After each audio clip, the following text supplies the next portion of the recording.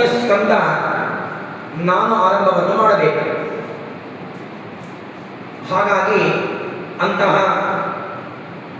ನಾನು ಚಿಕ್ಕವ, ಜ್ಞಾನ ಕಡಿಮೆ, ಆದರೆ ನನ್ನಲ್ಲಿ ನನ್ನ ವಿದ್ಯೆಯ ಗುರುಗಳು ಅನೇಕ ಸತ್ಯಾತ್ಮತೀರ್ಥರೇ ಮೊದಲಾದ ಮಾಧ್ವ ಪರಂಪರೆಯಲ್ಲಿ ಬಂದಿರುವ ಅನೇಕ ಗುರುಗಳ ಪರಮಾನುಗ್ರಹದಿಂದಾಗಿ, ಸಕಲ ತತ್ವಾಭಿಮಾನಿ ದೇವತೆಗಳ ಪ್ರೇರಣೆಯಿಂದಾಗಿ, ಆ ಸಕಲ ತತ್ವಾಭಿಮಾನಿ ದೇವತೆಗಳಿಗೂ ಪ್ರೇರಕರಾದ ವಾಯುದೇವರ ಪ್ರೇರಣೆಯಿಂದ, ವಾಯುದೇವರಿಗೂ ಪ್ರೇರಕರಾದ ಚಿತ್ ಸ್ವರೂಪಳಾದ ಲಕ್ಷ್ಮೀದೇವಿ, ಆ ಲಕ್ಷ್ಮೀದೇವಿಗೂ ಅನಂತಪಟ್ಟು ಮೇಲೆ ಇರುವ ಪರಮಾತ್ಮನ ಕೇವಲ ಅವನ ಅನುಗ್ರಹದಿಂದಾಗಿ ಭಾಗವತವನ್ನು ಹೇಳುವ ಸಾಹಸವನ್ನು ನಾನು ಮಾಡ್ತೇನೆ.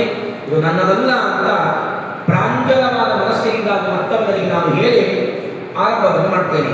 ಅದ್ಭುತವಾದದ್ದು. ನಿಜವಾಗಿಯೂ ಈ ಸಮಗ್ರವಾದ ಈ ಭೂಮಂಡಲವನ್ನು ಆಳಿದ ಒಬ್ಬೊಬ್ಬ ರಾಜರ ಪುಣ್ಯಾತ್ಮರ ಚರಿತ್ರೆಯನ್ನು ಕೇಳಿದರೆ ಮೇಲೆ ರೋಮಾಂಚನವಾಗ್ತದೆ. ಅಂತಹ ರಾಜರು ಈ ದೇಶವನ್ನು ಆಳಿ ಹೋಗಿದ್ದಾರೆ. ಅಂತಹ ಸೂರ್ಯ ವಂಶದಲ್ಲಿ ಬಂದಿರುವ, ಚಂದ್ರ ವಂಶದಲ್ಲಿ ಬಂದಿರುವ ರಾಜರ ಸಂಕ್ಷೇಪವಾದ ನವಮಸ್ಕಂದವನ್ನು ಹೇಳುವುದಕ್ಕೆ ಪ್ರಯತ್ನವನ್ನು ನಾನು ಮಾಡ್ತೇನೆ. ತಿಳಿತಲ್ಲ? ಸೂರ್ಯ ವಂಶದಲ್ಲಿ ಬಂದಿರುವ ರಾಜರು, ಚಂದ್ರ ವಂಶದಲ್ಲಿ ಬಂದಿರುವ ರಾಜರ ಚರಿತ್ರೆಯೇ ಇದು ನವಮಸ್ಕಂದ. 9ನೇ ಸ್ಕಂದದಲ್ಲಿ ಇಡೀ ಈ ಸಮಗ್ರವಾದ ಭೂಮಂಡಲವನ್ನು ಆಳಿದ ಕೇವಲ ರಾಜರು ಮಾತ್ರವಲ್ಲ, ಇಡೀ ತನ್ನ ಜೀವನವನ್ನು ಭಗವಂತನಿಗಾಗಿ ಇಟ್ಟ ಮಹಾನುಭಾವರು. ನೋಡ್ರಿ, ನೌಕರಿ ಮಾಡಿದ್ರೆ ಪೂಜಾ ಆಗಲ್ಲ, ಪೂಜಾ ಮಾಡಿದ್ರೆ ನೌಕರಿ ಆಗಲ್ಲ. ನಮ್ದು ಹಿಂಗದ.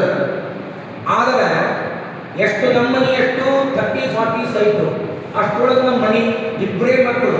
ಆದರೆ ಈ ಎಲ್ಲ ಒಬ್ಬೊಬ್ಬ ರಾಜನ ಶನಿಯಾದಿ ಮಹಾರಾಜ, ಅಂಶುಮಾನ್ ರಾಜ, ಭಗೀರಥ ರಾಜ, ಏನು ವೈವಸ್ವತಮನು, ಏನು ಅದ್ಭುತವಾದ ಒಬ್ಬೊಬ್ಬ ರಾಜರು, ಎಷ್ಟು ಅವರಿಗೆ ಮಕ್ಕಳು, ಇಡೀ ಸಮಗ್ರವಾದ ಭೂಮಂಡಲ ಇಷ್ಟೆಲ್ಲವನ್ನು ನೋಡಿಕೊಳ್ಳುವ ಜವಾಬ್ದಾರಿ ಇದ್ದಾಗಲೂ ಕೂಡ ತನ್ನ ಕರ್ತವ್ಯ ಪ್ರಜ್ಞೆಯನ್ನು ಬಿಟ್ಟಿಲ್ಲ. ಇದು ಬಹಳ ದೊಡ್ಡದು ಅಲ್ರಿ. ನಮ್ಮ ಚರಿತ್ರ ಯಾಕೆ ಇಲ್ಲ? ನಮ್ಗೇನೂ ಸಾಧನೆ ಇಲ್ಲ. ಸಾಧನೆ ಅಂತಂದ್ರೆ ಭಕ್ತಿ ಸಾಧನೆ. ಸಾಧನೆ ಏನೂ ಇಲ್ಲ. ಏನಿದೆ ನಮ್ಮ ಸಾಧನೆ? ನಮ್ಮ ಚರಿತ್ರೆಯನ್ನು ಹೇಳದೇನೆ ಈ ರಾಜರನ್ನೇ ಯಾಕೆ ಕೋಟ್ ಮಾಡಿದ್ದಾರಂದ್ರೆ, ಈ ರಾಜರು ಸಾಮಾನ್ಯರಾದ ವ್ಯಕ್ತಿಗಳು ಅಲ್ಲ.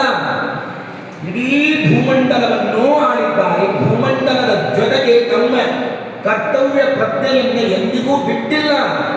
ನಿತ್ಯವೂ ದೇವರ ಪೂಜೆ, ನಿತ್ಯವೂ ವೈಶ್ವದೇವ, ನಿತ್ಯವೂ ಬಲಿಹರಣ, ನಿತ್ಯವೂ ಯಜ್ಞ, ನಿತ್ಯವೂ ಯಾಗ, ಅತಿಥಿ ಸೇವೆ, ಅನ್ನದಾನ ಎಲ್ಲವನ್ನು ಮಾಡಿಕೊಂಡು ಹೋಗಬಹುದು ಅಂತ ತೋರಿಸಿದ ರಾಜರು ಈ ರಾಜರು. ಹಾಗಾಗಿ ಮಹಾನುಭಾವರಾದ ಆ ಎಲ್ಲ ರಾಜರ ನಾವೆಲ್ಲ ಕೇಳ್ತೇವೆ. ಇವತ್ತಿಗೂ ನೂತನ ವಧುವರರ ಹಾಗೂ ಉಪನಯನವನ್ನು ಮಾಡಿಸಿಕೊಳ್ಳುವ ವಧುವಿನ ಮೇಲೆ ಆ ರಾಜರಾಜೇಶ್ವರ ಯತಿಗಳು ಮಾಡಿದ ಒಂದು ಮಂಗಲಾಷ್ಟಕವನ್ನು ಹೇಳ್ತೇವೆ. ಮಾಂಧಾತ ನಹುಷಃ ಅಂಬರೀಷಃ ಸಗರಃ ರಾಜ ಪೃಥುಃ ಹರಿಹರಃ ಶ್ರೀಮಾನ್ ಧರ್ಮಸುತೋ ನಲಃ ದಶರಥೋ ರಾಮಃ ಯಯಾತಿಃ ಯದುಃ ಇಕ್ಷ್ವಾಕುಶ್ಚ ವಿಭೀಷಣಶ್ಚ ಭರತಃ ಉತ್ತಾನ ಪಾದಧ್ರುವ ಇತ್ಯಾದ್ಯಾಃ ಭುವಿ ಭೂದರಶ್ಚ ಸತತಂ ಕುರುವಂತು ನೋ ಮಂಗಲಂ. ಇವತ್ತಿಗೂ ಕೇಳ್ತೀನಿ ಈ ಮಾತನ್ನು.